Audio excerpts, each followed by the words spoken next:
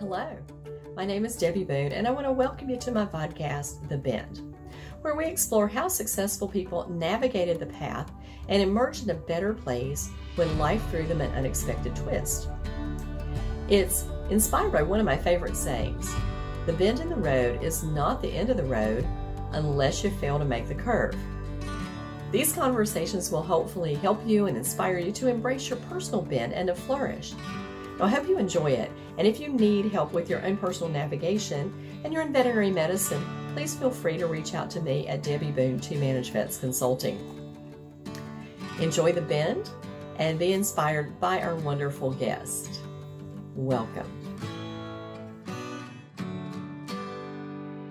Hello, everyone, and welcome to today's session of The Bend. Now, today I have a really unique guest for me because he's not a veterinarian, but he's been in the veterinary space for a very long time. So I want to introduce you to my guest, Dale Spann. Dale has been the president of the board of directors starting 2023 of the Patterson Foundation. And because many of us, of course, have been ordering from Patterson, and prior to that, like me, Webster, if you're that old, for many, many years. But I did not realize that Patterson had this foundation, and I think I read something about it, and I thought, oh, I think I'm going to reach out and shine a light on that a little bit on this episode of The Bend. So Dale, thanks for coming on, and thanks for joining us on The Bend. You've been in vet med. Let's see, I think your first adventure there was 2004 as a branch manager in the Seattle area, and then director of sales for the West, and then a vice president, and then retired, because you retired in 2014, right? I did. In other words, I couldn't keep a job, David. So I was around in a lot of places, but it was a great industry to be in. I spent 18 years in crop protection before, through acquisition, I got into the animal health business, and with an Electron acquisition from one of the ConAgra days, and then up through the Websters and then the Pattersons. So I got bought and sold a couple of times, but by the time I retired, I had 38 years of accredited service. Oh my gosh. Wow.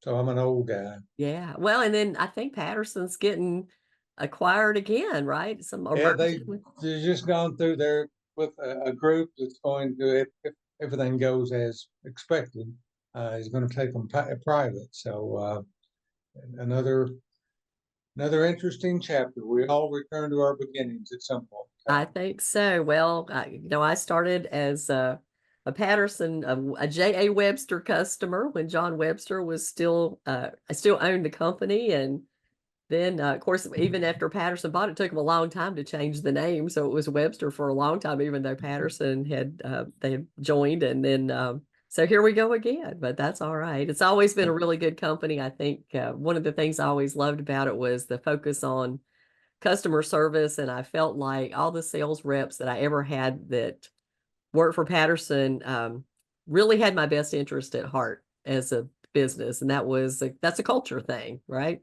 It is. It's very much a culture. I mean, that's, we all have access to the same goods and services. It's the people that make a difference in how it's delivered. And you need to be able to transmit to your customers, no matter who they are, that you care about them and their success as much as you do yours. Mm-hmm. Well, it was the all ships rise. The more successful we were, the more successful our reps were. And I felt like they kept me informed. And a lot of times in all the talks I've given over the years, I've said, talk to your sales reps. They're going to 100 hospitals and you walk into one every single day. They have a perspective you will never have. And you need to grill them for that information, and they'll give it to you if you ask, right? Just like, but that was the first question we always ask: who's doing what? What's the newest thing? What can we copy and be better at? And that was what we counted on our reps for. Yeah. So, coming from crop science, how did you get into, veterinary profession? That seems a little. It's their distribution has inherent characteristics, no matter what part of distribution you're in, and so I think those transfer. But again, way back when, through an acquisition. At that point in time, everybody was wanting to diversify, spread out into other businesses, and because some of the similarities were there with the behaviors, with the logistics, and those type of things, it was a good fit. Mhm. And we we had initially tried to work three markets with one salesperson. We had animal health, um, we had veterinary medicine, we had production livestock, and we had crop protection. And we asked one sales rep to go represent all three of those businesses, which are pretty diverse businesses. Um, we spent about a year driving everybody crazy and decided we needed to pull back a little bit and segment those markets with people that belonged in those markets. That's kind of how we got into it Mhm. back in the early '90s, and Mhm. we've gotten to where we are today from that aspect. Yeah. Yeah. Well, you said something about diversification, and I think that's one of the things that I see even in the distribution models is now our distributors are software providers and technology providers compared to just sending us supplies. Would Yeah, you think that's part of that diversity? it is, and I mean, becoming distribution's goal, or at least Patterson Company's goal, was to be a one-stop shop. Whether Mhm. you needed technology, whether you needed digital expertise, whether you needed supplies, white goods, vaccines, staff education, which is the bailiwick that you've lived in a lot of your Mhm. career. It is a diverse group. It requires a diverse set of people, and it's a fun place to be. It really is. I've got to say that I I had a great time all those years and a lot of fun, and met so many good people. I really enjoyed helping people grow their business and Mhm. better their business. Yeah. Well, I have to say my time teaching the Patterson classes was some of the most fun I have had, and I did get to meet Patterson folks from all over the country, and still actually have referrals come out of the blue from somebody that I met, in the middle of Nebraska. Who knows how long ago? Like, really? Wow, that's pretty cool. And but I think for you guys, I probably taught over 10,000 students within that 11-year span of client communication and service. And it was, it just really kept me fresh too, because I was talking to people who were every day in the trenches and living whatever challenges that they had at the front desk or in the exam rooms, and was able to help them hopefully um, work through a lot of their communication issues and end up being a better place. I truly believe that Patterson, in creating those Patterson veterinary trainings, probably did more to elevate the business of veterinary medicine than anybody else has done, because we actually got a lot of good information out there of like how you really were supposed to manage a practice. People who had no clue about what they were doing. They just got stuck into the role. And I, I remember teaching the class one day, and I heard a couple of managers, and one was saying, I just have all this trouble with overtime. I can't get my people to stop getting overtime. And the other one piped up and said, well, all you have to do is make them all exempt. And I'm like, whoa, whoa, whoa, that's illegal. Maybe that wasn't the best It's idea, but not a good idea to do that. Yeah. So thank goodness that Patterson took that on. And I still thank Jim and Michelle for starting that out and involving me in it for 11 years, because it was a great ride. And I yeah, don't miss that's. I the mean, airplanes, but it was great. I had the opportunity to meet both Jim and Michelle in 2004, and was watched them with some of their first iterations of at that time Webster University, Webster University. Yeah. became Patterson University. Shelley Johnson and I actually, Shelley, you were talking about Kansas City earlier. Shelley joined me and some of our Kansas City branch for the first course that she taught uh, back at the gosh, I'm not, what's the August show in Kansas City. Like Fetch. Well, it was CVC. Yeah, CVC. With CVC. So that was the first course of Webster University that Shelley taught, with Ron Huggard and some of his team there in the Kansas City branch. So a bunch of good people. Met a lot of good people through the years, and both on the teaching side and also on the client side. So, I like to ask people who have obviously been successful in their profession, how did you make decisions and choose to, move up into the ranks, so to speak, of Patterson? I'm sure you had opportunities to change companies. Most of the people I know have certainly. I always laugh and say in animal health, only the business cards change, the faces never do. Just go to a different company. we used to say we had your name tag was an eraser board, and you could always just as long as you had a magic marker, you could always change your company.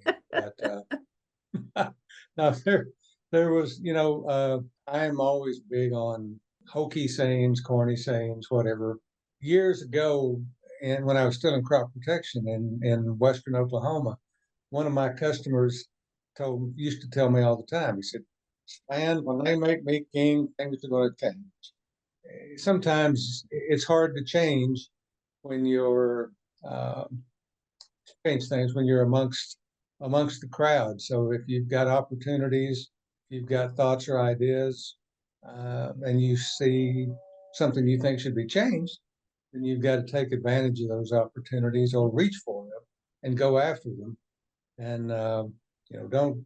It's easy sometimes when you're down in the weeds to get discouraged and you get tied up in the day to day, and it's hard to see where things are going to change. But you've got to take opportunities when they arise and make them change. Yeah. And I moved from crop protection in Oklahoma to my first animal health assignment was in Seattle, running an established branch. I knew management techniques. The only thing I think I knew was only product I knew was Baytril, I think. Well, that was a good one to know at that time. That was a good one to know at that time. So showed up in the Seattle area, talked funny to the guys up here, and we worked through a lot of things through the years, and I learned a lot and made it change. You learn to listen, which I know you talk about a lot in your educational classes. It's important to listen to the people around you, to the people who are working for you, and empower them to make some of those changes that they see need to be made. So once the people working with you learn to trust you, and that you're actually looking out for their best interests as well as your own, it gets a whole lot easier from there. Yeah. Well, we were talking a little bit before I started the recording about the culture of the Patterson team and the Webster team, and how I did feel like everybody in that group was really looking out for the customer and had the customer's best interest at heart. And of course, and then all ships rise, because obviously they're successful the more their customers are successful. And that comes from culture building. And so that comes from leadership. I feel like what you said was, if you want to make a change, you've got to be the leader. And I know that a lot of practice owners actually moved to be practice owners because of that very same thing. They wanted to run the show a different way when they got out into the world. And I think sometimes they found out it wasn't as easy to run it the way they thought it was going to run, because they had to actually make some money at it. Did you find that there were surprises along the way when you got into leadership, or you really didn't have as much influence sometimes as you wish you had to be able to make changes? Yeah, there are kind of, no matter where you are or what you're doing, there are always certain parameters or guidelines that, and most of the time there are reasons for those parameters or guidelines. Raising a family, your children don't understand why you're making them, do some things. And the old joke about how stupid mom and dad are until the kids get to be about 25, and then it's amazing how intelligent mom and dad become. Exactly. Yeah. So, it's the same way out in industry or out in the veterinary practices. It looks like a stupid idea till you get into the decision chair and find out that some of those things, there's a reason that things are done. Yeah. As you brought up earlier, some of them are legal reasons. That's right. That's It's exactly right. Yeah. So, Dale, before we talk about the foundation, I'm always curious as to what you consider to be your biggest career mistake. um, probably overestimating my own intelligence. There were a time or two when I suffered the consequences of thinking that I was smarter than my boss. I think as you get a little older, you learn to temper some of those reactions. Patience, with me anyway, patience was certainly a learned skill. I was not born with patience. My wife will attest to that, and she's still trying to teach me. Yeah. Well, I completely understand that. I can't sit still for a manicure, so I have better things to do than get my fingernails painted. So I'm on the move. But yeah, Um, I there were times when my earnestness did not always serve me well. yeah. Well, my mom used to say, if you don't want to know the answer, don't ask her because Yeah, whatever comes up comes out. And I am, sometimes brutally honest, which may or may not be a good thing for my career, but it's sorry. It's so far it's worked out for me. It obviously worked out for you too. So what are the things that you looking back on your career that you're the most proud of? I think the ability to adjust and change with the circumstances I found myself in. Again, as I mentioned earlier, and went through three acquisitions. So I again, as I said, I was very fortunate to have credited service and all the benefits that go with that. But at the same time, I felt like I was able to see, as part of three different companies with three different organizations, three different cultures, which I think gave me a unique opportunity to pick and choose the best part of each one. Mm-hmm. There were outstanding characteristics of each one of them. There were characteristics that might not have lent themselves to the next step. So I was really fortunate, and the people with me, I think, were really fortunate to be able to find ourselves in a position to make that sift, Mm-hmm. make that sort, Yeah. and pick out what was good and carry it with us, and maybe leave what was not quite as good in the room next door. Yeah. I think that's so relevant today. And even as practices are bought out by corporate entities, there's the perception that nothing is going to change. But things change. Even when people say, I'm not going to change anything, something has to change because the model, the rules, the workflows are different and people have to adapt. And I think the challenge is just exactly what you said. Let's pick the best and ditch the rest. And sometimes that doesn't happen because sometimes the workflows don't make any sense, but we've always done it this way, right? So we we must continue on. Yeah, I told you earlier that I tend to live by analogies. A friend of mine, again, back between one of the acquisitions and the changes, again, back in the mid 90s, I was frustrated with some of the changes and spouting off to him one night. And he looked at me and he said, Spann, so you keep looking for a plan. You got to remember there are a lot of ideas, but there is no plan. We all have to have a plan. We've got to have a direction as to where we're going.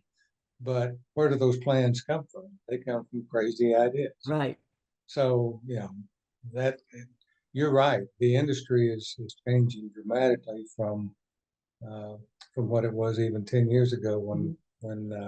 when I got out of it. But it's through the foundation, I feel like I've been able to stay really closely involved with it, with a lot of the people in it. I still got to stay involved with the Patterson companies. So while I've been out of the day-to-day for a long time, I still feel like I keep a hand in it and keep Hmm. an idea on what's going on. So I've watched it change. And again, we've all, I think anybody in the industry has been fortunate to be in the, it's something I think we'll never lose. Yeah. But the whole way of saying it, you've got an opportunity. Corporations, corporate medicine is still made up of people. Hmm. It's that part of it is never going to change. And fortunately, I think veterinary medicine, as opposed to some other fields, always lends itself to personal involvement with with the doctors, with the staff, with the clients, with the pet owners. Um, so from that aspect, it's still a great industry to be in, and it's going to continue to be a great industry. I had an interesting conversation this morning with a practice that is interested in having me do some training for them. And the practice owner's husband is a musician. He's been a professional musician doing scores for TV and stuff for 30 years. And he said, I love veterinary medicine. People are so nice in veterinary medicine. He said, I'm actually sick, so I'm missing the trade show in LA for the music industry. But he said the people in that industry there's so much ego, there's so much, one-upmanship, there's a lack of confidence, but somebody might be better than them. He said it's just not like that in vet med. Everybody is just so nice. Now, it's true. We are generally a nice, kind profession that is highly empathetic. And sometimes I think that is to our demise, but it is definitely a good space to work in. And I know it's got its challenges, but I'm glad I did it for 40 years and still am doing Uh, it. Yeah, any industry has got its challenges, sure. but That's why they call it to work. that's, It's really, that's right. it's not the If vacation, it's it was work. fun every day, we'd probably all starve to death. But That's exactly right. So Dale, let's talk a little bit about the foundation. And can you kind of give me a little background on it, like how it started and what it does? yeah. The foundation was actually started back in 2004. So this was our 20th anniversary. Mm. Was started by one of the some of the executives from the Patterson companies after they went through an LBO and took the company public, and they took some of the funds they were able to garner from that, and Pete Frechette, who at that time was the CEO and president of the Patterson companies, and Ron Ozersky, who was the CFO at that time, put in substantial money back in 2004 from some of their proceeds from the LBO and started it. And then others in the company put in significant funds. And through the years, we've had opportunities to um, continue to add to that is employees of the company, our vendor partners, both in animal health and the dental side, have been instrumental in helping fund the foundation. So we've been able to endow our money to create an endowment, and we give about half of our contributions every year go to college scholarships for employees of Patterson companies. And the other monies other grants are split pretty evenly between the dental field and the animal health field.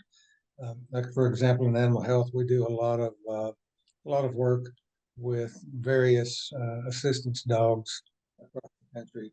America's Vet Dogs out here in the Northwest Summit, Vet Dogs, um, Guide Dogs of America, the group there in Georgia, that's Southeast Hmm.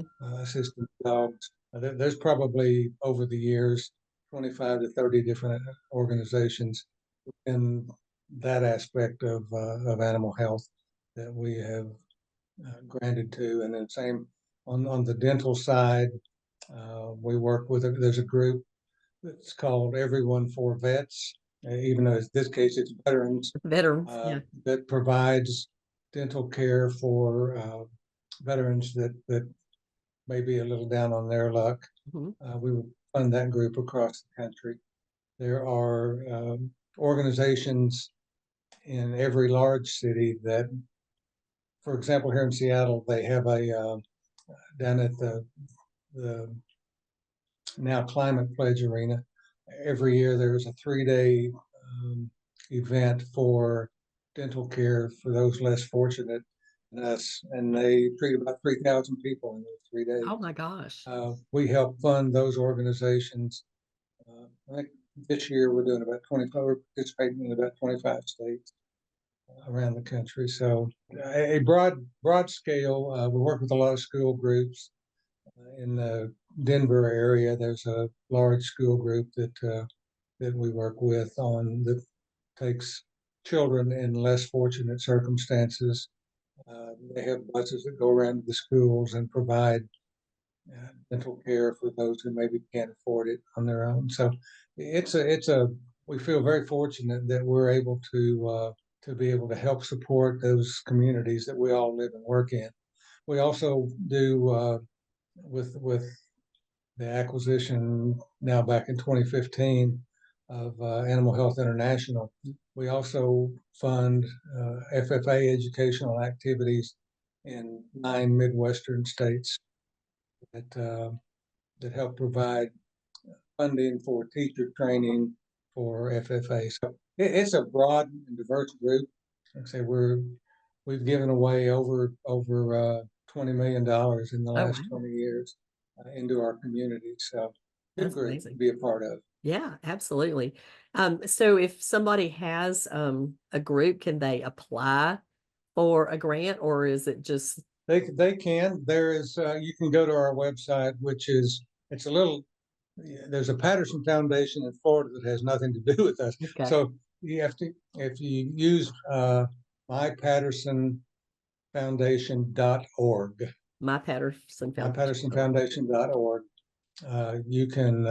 You can get in there and dig through there, and you can get in and find some access to our application process. Okay. Okay. Or you can also ask. We've got the foundation we've got a grants committee, we've got a finance committee, we have a fundraising committee, and we've got a nominating committee that are made up not just of foundation board members, but like I say, on the grants committee, which I chair the grants committee for the last several years. I and Cara is now a board member, but Cara's been on that for 3 years. She's been a board member for 2. We have 10 members on the grants committee. Only 3 of us are on the board, and the rest of them are just employee members. Well, all of our committees go deep into the company and get as many people in the company as we can involved. So my point to that is your Patterson sales rep should be able to help direct you to the application process. Okay, that sounds good. Well, I know a lot of animal health providers certainly work with charities. They work with trap, neuter, release programs. They work with animal shelters and rescue groups. And so I thought, well, if there's a possibility that one of these could apply for grants, they didn't even know they probably could, and they had that connection through their Patterson rep, they can just ask them how to manage that.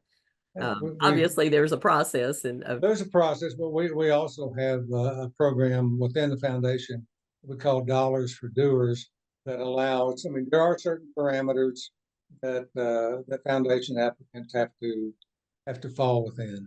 The Dollars for Doers program can allow, say, there's 2 or 3 reps at ABC branch that have a passion for something within animal health on a local level. They can submit for approval to our executive director, and she can give them approval to go in, and they can get a smaller funding, but they can get funding directly to them to reimburse local organizations as well. So we don't just direct it from the great ship up above. yeah, We also provide access for all of our employees to get involved on a face-to-face basis. Oh, that's excellent. That is, well, I'm sure that people will appreciate knowing about this. And I certainly did. Like I said, I trained Patterson Communication and Client Service for 11 years and didn't know anything about the foundation. And I certainly could have been telling people about it if I had in the meantime. But, there's always a limited amount of funds, even though it's a big company and there's a lot of money. Yes. There's still a limited amount of funds and a whole lot of need. So I encourage practices to have their own kind of angel fund. And I like, AVMA is the foundation is fine, but my particular favorite is the Veterinary Care Foundation that was set up by Dave Thomas of Wendy's. Mm-hmm. And that way the practice has that fund available. And then obviously multiple different ways to finance care for their clients. And Yeah. feel like you got to have the tools in your toolbox Yeah. in order to help people. Yeah. I mean, I know veterinary practices on a local level, they they get a myriad of requests. They get more requests for assistance than they can possibly Oh, grant. absolutely. So Yeah. it's um, certainly makes their life easier if they have a format and a process that they can work through, Mhm. even just at the local clinic level. Oh, absolutely. Yeah. And I always tell them, look, figure out the parameters, and which I'm sure the foundation has. There's parameters that say this is eligible for Yeah. the funds that we have, because when somebody's standing in front of you, that's not the time to make that decision. Because the decision is always going to be, I'm going to cave in and do it. It's not. It's let me have a guideline beforehand and have these uh, set in stone. And then, if you want to, I mean, they're your rules if you want to break your own rules, but at least you got to some kind of guideline that says this is what we follow right here. But yeah, there is so much need, and so I certainly appreciate the Patterson group, dentistry and veterinary helping out, and giving back. Obviously, they've grown a lot since I started in 1985. Excuse me, ordering things from Doug Simmons when he used to come in. It's kind of amazing. The changes. There used to be so many little distribution companies. There were Yeah. probably 11 or 12 just in our area that we could call on. If somebody was out of something, we'd call somebody else. But now we're, it's shrunk down. Everybody bought everybody, and there's just big players in the field now. So here we are. Here we are. Limited We're, choices. Same thing yeah, happening in in that aspect, we're not really any different than anybody else. no. It's easy sometimes to feel like, oh, woe is me, we're the only ones. But Yeah. as you look around, you'll find out you have a lot of company. Oh, absolutely. That is absolutely the truth. It's like every big company, and I've paid attention a little bit to the JAB holdings and wanting to get involved with buying another into veterinary groups, and they already own like 6 or 7 insurance companies. And so when you're big enough to get the attention of Congress, when you're trying to Yeah. merge with somebody, that's getting pretty big. So we've caught a little bit of attention from Congress. So Dale, what advice would you give somebody who is facing a big life or career decision? Obviously, you moved from Oklahoma to Seattle. Did you stay in Seattle? I'm Yeah, guessing you're yeah, still to the there. Seattle area. Yeah, we all have, some of the one of the things that Michelle and Shelley and you used to teach with the whole Webster U, Patterson U. Have your own board of directors. I mean, you've got your board of directors is your family, and be it your spouse, siblings, customers that you value. Um, I was really fortunate, and I always found myself in a position to have at least one customer in every region that I worked in that was comfortable with calling me and saying, "Span, you really screwed up this time. You got to fix it." So, have a trusted customer as part of your board of directors. Mhm. When you have life-changing decisions or find yourself in a position that you need to make a life-altering change, go to your board of directors. Don't make those decisions on your own, Mhm. because the collective wisdom is always much greater than the individual, no matter how right I think I Right. am. Yeah, yeah, yeah. My wife continues, my vice president of my board of directors continues to give strong opinions. Yeah, mine And too. I always life is much easier if I discuss those opinions. Yes, yes. Well, I remember when I was young, I don't know, maybe one of my parents said, you are who you surround yourself with. Yeah, And so surround yourself with people of quality, and you will always flourish in life, because if you surround yourself with people who are less than you would want to be yourself, you're not going to flourish. You just need no, to, yeah, no, it's yeah. it. People that you respect and admire Yeah. do that. Well, do you have a fun fact you want to share? You have a secret talent, a favorite song, a book you love? Uh, you know, favorite um, favorite habit, I guess. I grew up in the Texas Panhandle, small little town, as did my wife. But one of the things we've been really fortunate to do is to find ourselves in a position to travel. Um, it's always we spent a fair amount of time in Europe, and I always find it interesting as you look around and don't understand some of the struggles people are having at times. Put yourself in a position where you don't speak the language, Mhm. you don't understand the customs, uh, you're in a totally new situation. And it gives you, I think, it's a humbling perspective to realize, oh, maybe I wasn't as kind as I should have been. Yeah, Which is another analogy or saying that I find quite often, various postings, that it costs nothing to be kind. If you're kind to people, if you open yourself, go to a place where it's not your culture, it's not your language, hmm, and try to survive. How do hmm, you do that?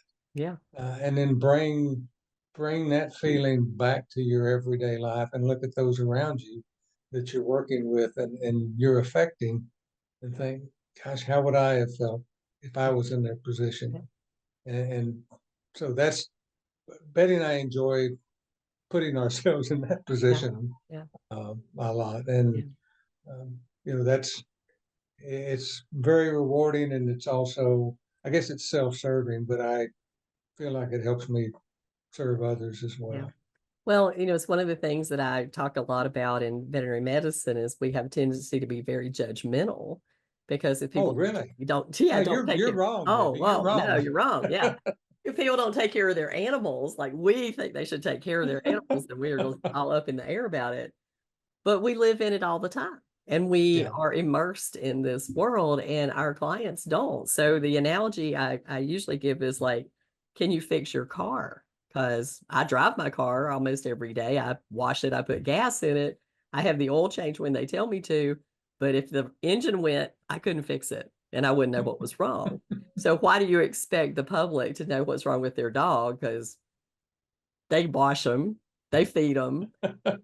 It's the same analogy as the car, but they don't know how to fix them. And so you shouldn't judge. You shouldn't judge. But I think it doesn't, you're right. It doesn't cost anything to be kind and put yourself in somebody else's position as somebody who's a stranger in that world. And how can you Yeah. help be a tour guide rather than a barrier, for sure. Yeah. Well, Dale, I really appreciate your time today, and I appreciate you telling me about the foundation and sharing your path with us. Because sometimes I feel like people look at veterinary medicine and they, oh, this is a career that nobody could make a living at. I'm like, really? I've been doing it for 40 years. Yeah. Obviously, you did it for a long time. Or they want to move out of just clinical practice, and their big goal is to get to be like a sales rep. They think that's the greatest thing on earth, is to be a sales rep. But as you said, every single job has challenges and rewards, and there is no unicorn. That's a fairy tale. There's always there's always something that's a bump in the road, but it's how you face the bumps, right? It's just about how you look at it. So attitude Yes. is everything. There may not be too many unicorns. There's a lot of cattle guards on those roads, aren't they? There you go. All right.